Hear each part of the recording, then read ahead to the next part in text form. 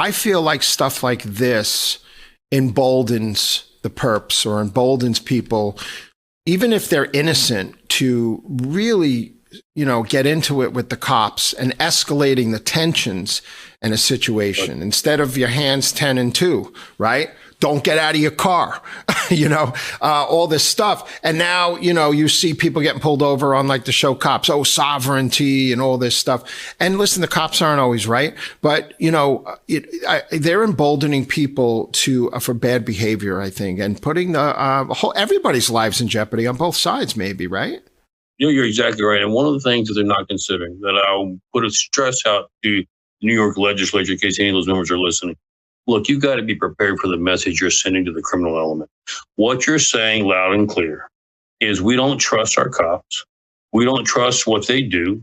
We trust you, the criminal, more. We're going to protect you more. We're going to do what we can to make sure you are comfortable and okay over our law enforcement officers. Boy, what a great song that they want to hear sung, because now it emboldens them to do even more crimes because they know that you don't care for your cops. Yeah, I think you're exactly right. 2 other bills. One is the Earned Time Act. It gets inmates with good behavior credits where their sentences can be like as much as cut in half, and maybe even for violent felons.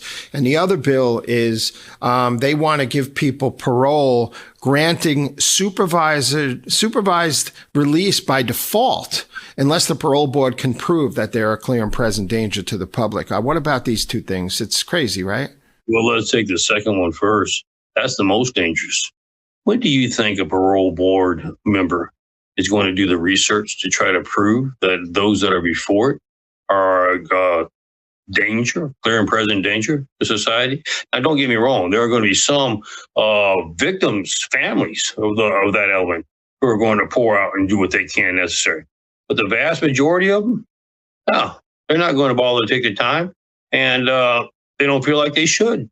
So what now happens underneath this bill? They're going to be granted parole by default. And you're going to be putting all these criminals back out on the street. And let me tell you what the statistics show. 90% of the people we let out, guess who we see again down the road?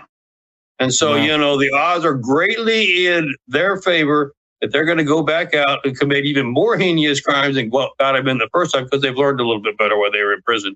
And we're going to see them again. And they're going to be innocent victims once again. Yeah, if they even go to prison, Rikers Island used to have 30,000. Now it's down to less than 5,000 prisoners.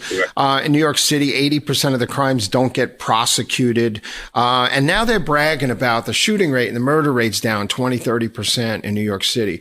But they forgot to mention that felony and misdemeanor assaults are still at 25, 23-year highs, and rape is up 22% this year.